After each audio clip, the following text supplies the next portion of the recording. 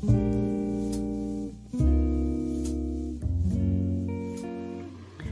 morning. We are extremely pleased that you are here.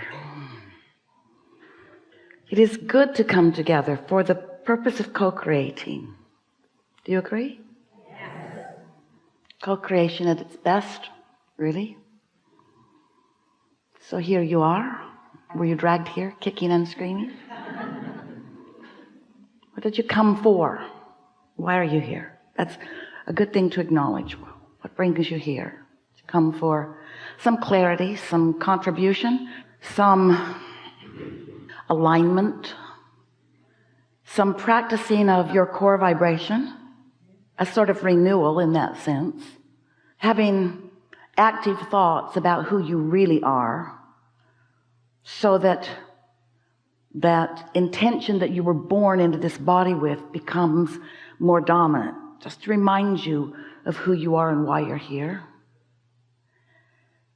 To discuss the laws of the universe, a sort of brusher-upper course of the powerful law of attraction and how it doesn't deviate and how it will not bend or be different for you.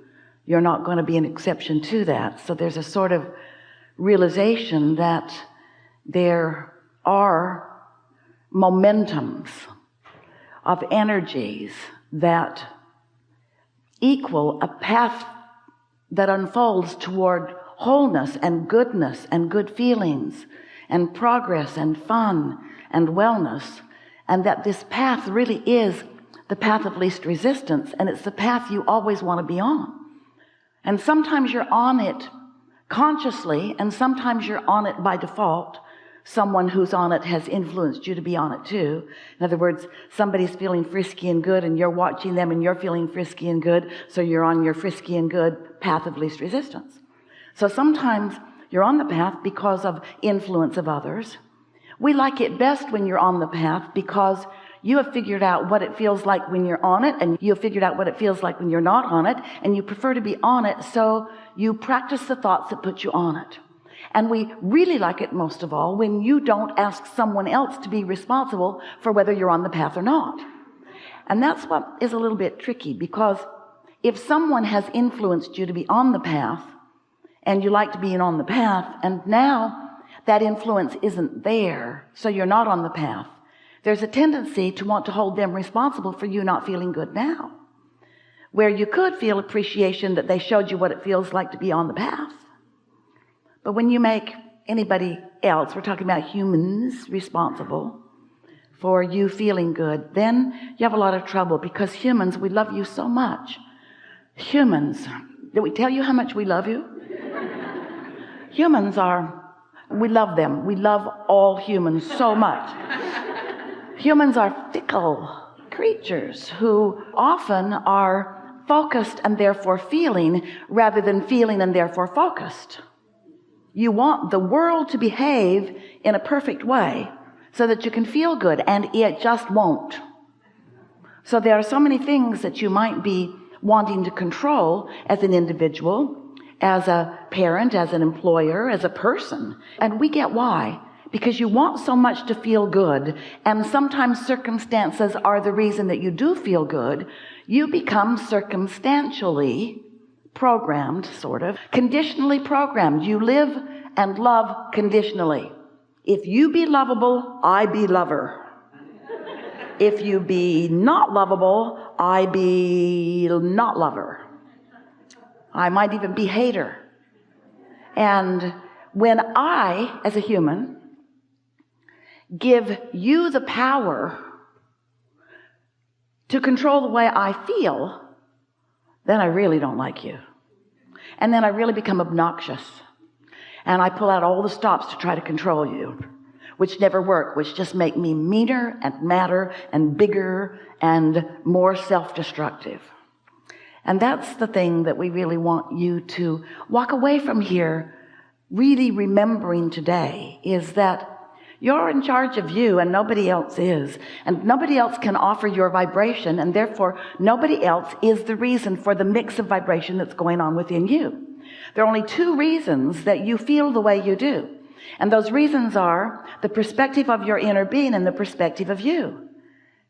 And when you don't know that, and when you try to include the perspective of other humans who are fickle, we love them so much, and who are not consistent in the way they feel about most things, who don't owe it to you to be consistent about the way they feel about anything, even the way they feel about you. Shocking. You used to love me and I used to be happy, and now you turned your attention from me while you had breakfast